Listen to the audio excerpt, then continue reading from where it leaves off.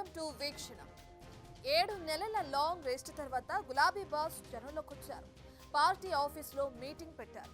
ఇంతా చేసి భవిష్యత్తుపై దిశానిర్దేశం చేస్తారని చాలా మంది గులాబీ లీడర్లు అనుకున్నారు.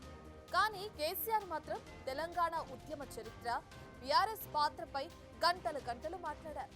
మళ్లీ సెంటిమెంట్ రగిల్చి లాభపడే ఉద్దేశమే తప్ప భవిష్యత్తులో ఏం చేద్దాం, ఎలా ముందుకెళ్దాం అన్న పాయింట్లు లేకుండా పోయాయన్న వాదన వినిపిస్తుంది. ఆత్మస్తుతి, పరనింద, ఇదేనా గులాబీ బాస్ కొత్త సందేశం?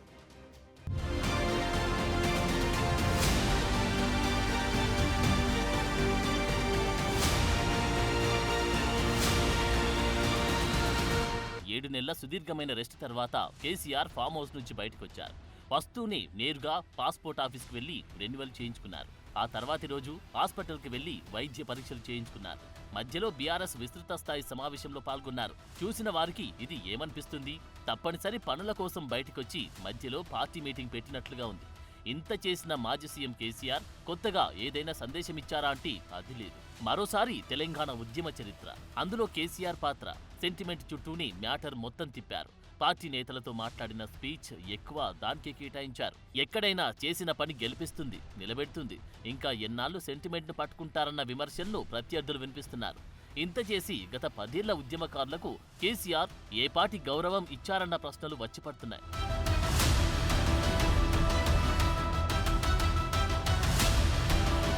బీఆర్ఎస్ భవన్లో ఈ నెల 19న విస్తృత స్థాయి మీటింగ్ పెట్టిన కేసీఆర్ అధికార పార్టీపై చేసిన ప్రతి విమర్శకు ప్రత్యర్థులు కౌంటర్ ఇస్తున్నారు.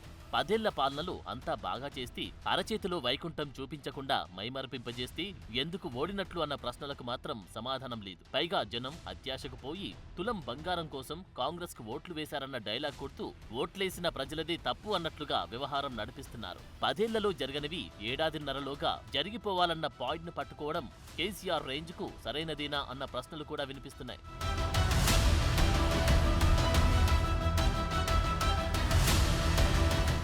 రాక జనంలోకి వచ్చి పార్టీని ఎలా జనంలోకి తీసుకెళ్లాలన్న విషయంపై దిశానిర్దేశం చేసుకోవాలి.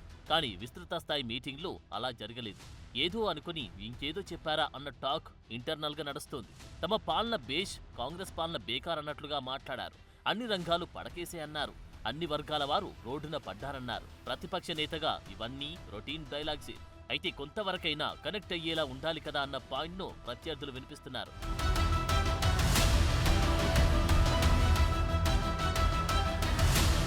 నిజానికి బీఆర్ఎస్ పార్టీ ఇప్పుడు ఏ పొజిషన్లో ఉంది అన్నది కేసీఆర్ చూసుకోవడం లేదా అన్న పాయింట్ కూడా చర్చకు వస్తోంది. నడిపించే నాయకుడు జనానికి దూరంగా ఉంటే నష్టం ఎవరికి అన్నది కూడా ఆలోచించడం లేదా అంటున్నారు. ప్రధాన ప్రతిపక్ష నేతగా అసెంబ్లీకి వచ్చి ప్రభుత్వం ఏవైనా తప్పులు చేస్తే నిలదీయడం, ఎండగట్టడం, సలహాలు ఇవ్వడం వంటివి కూడా చేయకపోతే ఎలా అన్న పాయింట్ కూడా తెరపైకి వస్తుంది. అంతెందుకు కులగణనలో పాల్గొనకుండా తిరిగి ఆ సర్వేపైనే విమర్శలు చేయడం, ఇవన్నీ జనం అబ్జర్వ్ చేసే అంశాలే.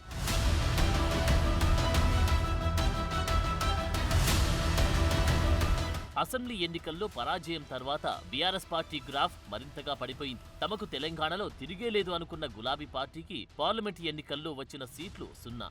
ఇది ఎవరు ఊహించలేదు. అయితే రాష్ట్రంలోనే ఓడారు. ఇంకా ఎంపీ సీట్లు గెలిపించడం ఎందుకని జనం దూరం పెట్టేశారు.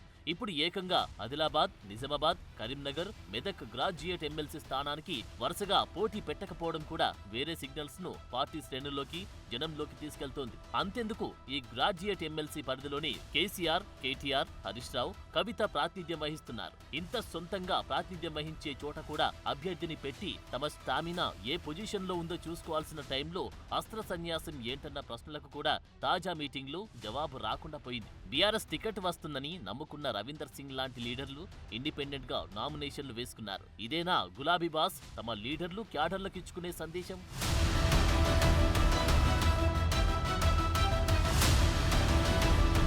సో తిరిగి పుంజుకున్నాం, జనంలోనే ఉన్నాం అని చెప్పుకోవాల్సిన పోటీలో దూరం ఉండడం గులాబీ పార్టీకి చాలా నష్టం చేసే అంశం. కేసీఆర్ అధికారంలో ఉన్నప్పుడు కూడా ఫామ్ హౌస్ సీఎం అన్న ప్రచారం జరిగి అది ఓటమికి దారితీసింది.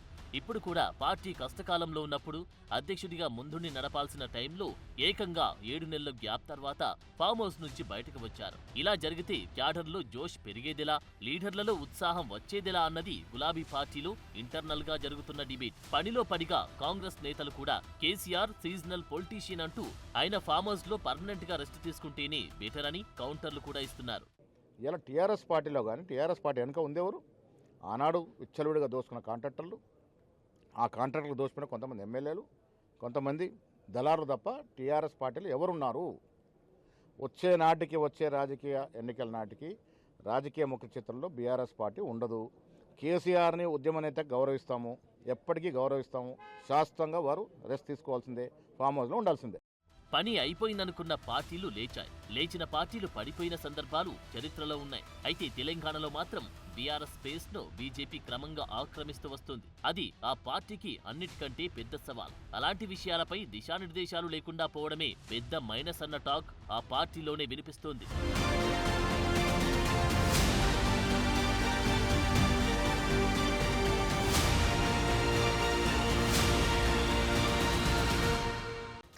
కేసీఆర్ చెప్పిన విషయాలకు చేస్తున్న పనులకు లింక్ ఉంటుందా?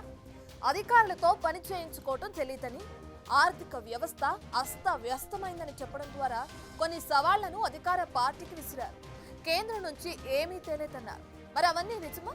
వాస్తవంలో ఏంటి?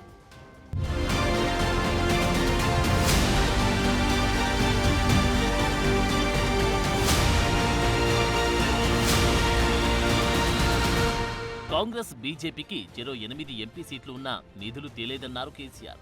మరి అదే అధికారంలో ఉన్నప్పుడు కేసీఆర్ ఎన్నిసార్లు ఢిల్లీ వెళ్లి ఎన్నిసార్లు ప్రధానిని కలిశారన్న పాయింట్ వినిపిస్తోంది. అటు కృష్ణా జలాలను కాపాడుకోవడం తెలియట్లేదన్నారు. మరి బీఆర్ఎస్ అధికారంలో ఉన్నప్పుడు సంగమేశ్వరం పనులు జరుగుతూ ఉంటే ఏం చేశారన్న ప్రశ్న తెరపైకి వస్తోంది.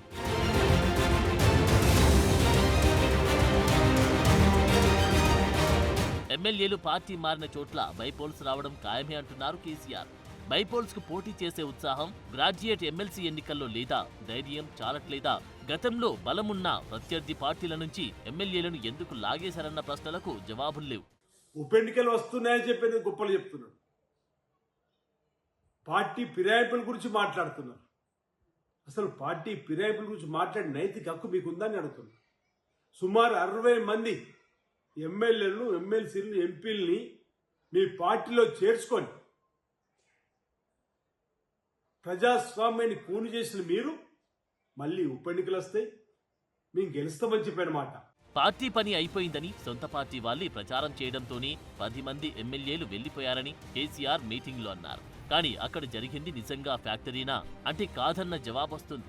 మరోవైపు కేసీఆర్ పవర్లో ఉన్నప్పుడు కేంద్రంతో అంటి ముట్టనట్లు ఉండి ప్రధాని మోడీ రాష్ట్రానికి వచ్చినా కనీసం వెళ్లి కలవకపోవడం, అలకపాన్పు ఎక్కడం, ఎడమొహం పెడమొహం అన్నట్లుగా డీల్ చేయడం ఇవన్నీ జరిగాయి.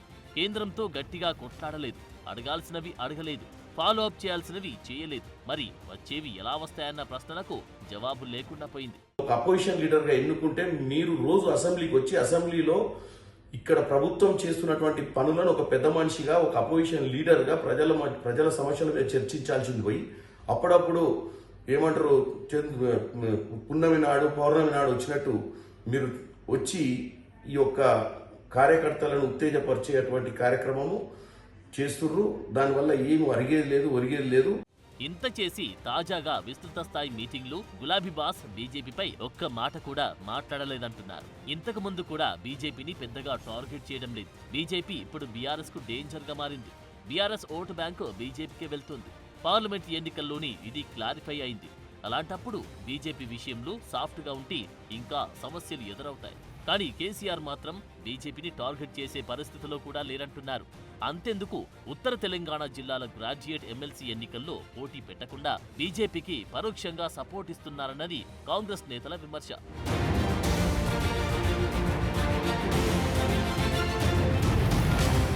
ఇలా ఎన్ని కౌంటర్లు పడ్డా మాట మాత్రం మాట్లాడడం లేదు. ఎమ్మెల్యే, ఎంపీ ఎన్నికల్లో వరుస ఓటములతో పార్టీ లీడర్స్, క్యాడర్స్ అంతా నైరాశ్యంలో ఉండడంతోనే ఎమ్మెల్సీకి పోటీ పెట్టడం లేదని ఓవైపు గులాబీ లీడర్లు చెబుతూ ఉంటే, ఉప ఎన్నికలకు రెడీ అవ్వాలని, స్థానిక ఎన్నికల్లో సత్తా చాటుదామని కేసీఆర్ ఎలా చెబుతారన్న ప్రశ్నలకు మాత్రం జవాబివ్వలేని పరిస్థితి.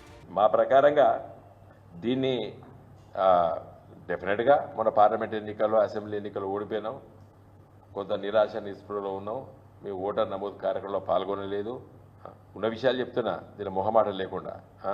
పరిస్థితి చూస్తుంటే పోటీ చేయకపోయినా పర్వాలేదు, ఓడినా పర్వాలేదు, కానీ అధికార పార్టీ మాత్రం గెలవద్దు.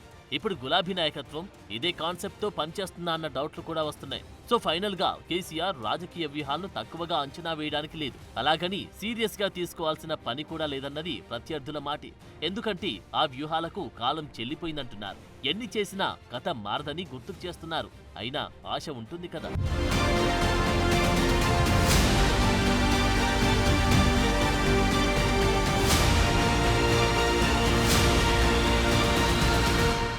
కేసీఆర్ ఎన్ని అస్త్రాలు బయటకు తీసినా అవేవి వర్కౌట్ అయ్యే పొజిషన్లో లేవన్నది ప్రత్యర్థి పార్టీలు చెబుతున్న మాట. మరి జనంలోకి రాకుండా జనానికి దూరంగా ఉంటూ రాజకీయం చేస్తే ఈ రోజుల్లో వర్కౌట్ అవుతుందా అన్నది తేల్చుకునే టైం వచ్చేసింది. For more videos like this, subscribe Big TV channel.